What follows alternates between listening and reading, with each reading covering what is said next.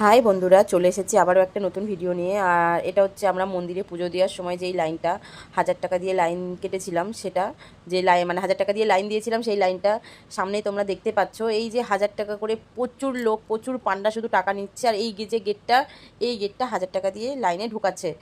আর এই লাইনটা ঢোকানোর জন্য মারামারি লেগে গেছে সামনে, এত বাজেভাবে মারামারি লেগেছে যে ঠেলাঠেলি হচ্ছে। তোমাদের দাদাভাই লাস্টে বললো আমি আর পুজো দেবো না, আমি এরমভাবে পুজো দিতে পারবো না মেয়েকে নিয়ে, আমি এখন যাব বাইরে চলে যাচ্ছি, আমি পুজো দেবো না।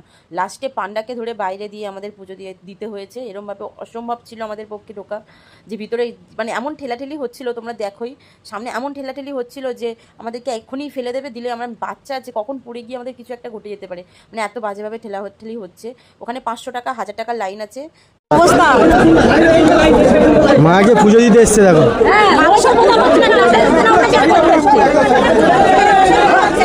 ও আমি যাবো না, ওই মেয়েকে নিয়ে যাবো না,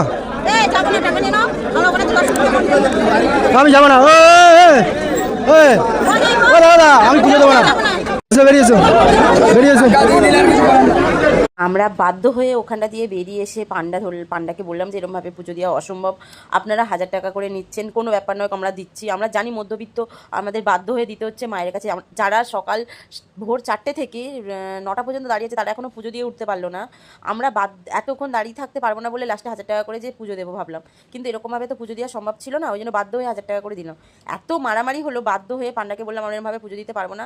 মন্দিরের সামনে এসে ফুল দিয়ে কোনো মতে আমরা পুষ্পাঞ্জলি দিলাম, দিয়ে আমরা পুজো দিলাম। আর ওনাকে বললাম আমরা মালা টালা যা কিনেছি তুমি গিয়ে পুজো দিয়ে এসো, আমরা এরমভাবে পুজো দিতে পারবো না বলে আমরা বাইরে থেকে মাকে অনেক কষ্টে দর্শন করেছি।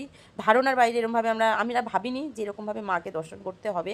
অনেক ভিডিওতে দেখি যে এ গোলা জড়িয়ে ধরে থাকে, ও মালা পরাচ্ছে, কিছুই না, যারা বেশি টাকা দিতে পারে তাদের জন্য ওটা করা। মাকে দর্শন করার জন্য যে আমাদের কত কষ্ট করতে হয়েছে, সেটুকু তো আমি মায়ের কাছে গিয়ে ফার্স্ট টাইম যা বোঝার বুঝে গেছি।